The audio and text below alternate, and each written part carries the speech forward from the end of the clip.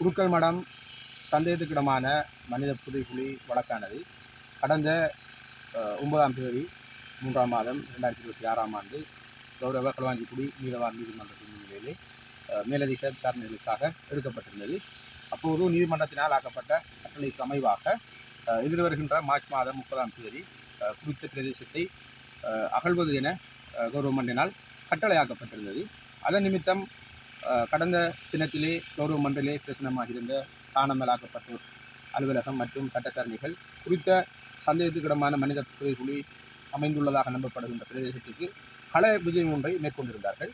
அந்த கள விஜயத்தின் போது குறித்த பிரதேசத்திலே ஏலவே கௌரவ மன்றினால் ஆக்கப்பட்ட கட்டளைக்கு அமைவாக குறித்த பிரதேசமானது ஒரு குற்ற பிரதேசமாக பிரகடனப்படுத்தப்பட்டு சோகோவினால் அந்த இடம் வந்து பிளாஸ்டிக் பட்டிகள் இடப்பட்டு பாதுகாக்கப்பட்ட ஒரு சூழ்நிலையிலே காணாமலாக்கப்பட்டோர் அலுவலகம் ஏனைய சட்டத்தரணிகள் குறித்த பிரதேசத்துக்கு விஜயம் ஒன்றை மேற்கொண்டிருந்த போது அந்த குறித்த இடத்திலே பௌதீக ரீதியான மாற்றங்கள் மேற்கொள்ளப்பட்டிருப்பதை அவதானிக்க முடிந்ததோடு அந்த பிளாஸ்டிக் பட்டிகளும் சூப்போவினால் குற்றப்பிரதேசமாக பிரகடனப்படுத்தப்பட்டு அடையாளப்படுத்தப்பட்டிருந்த அந்த பிளாஸ்டிக் பட்டிகளும் அகற்றப்பட்டிருந்த நிலையிலே குறித்த விடயத்தினை நாங்கள் ஒரு நகர்த்தல் பிரேரணை வாயிலாக கௌரவ மன்றத்தினுடைய அவதானத்தில் கொண்டு வந்தோம்.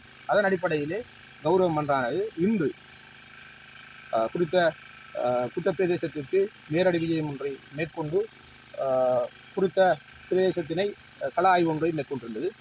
அந்த அடிப்படையிலே சோகோவினால் குற்றப்பிரதேசமாக பிரகடனப்படுத்தப்பட்டு அவர்களால் இடப்பட்டிருந்த அந்த பிளாஸ்டிக் பட்டிகள் அகற்றப்பட்டிருந்தன. அதே போன்று அவற்றிருந்த மரம் ஒன்றும் அகற்றப்பட்டிருந்தது. ஆனால் அது சந்தேகத்துக்கிடமான அந்த மனித புதைகுழி அமையப்பட்டுள்ளதாக அந்த இடத்திலே எவ்வித மாற்றங்களையும் ஏற்படுத்தவில்லை என்று கௌரவ மன்றம் திருப்தி அடைந்திருக்கிறது.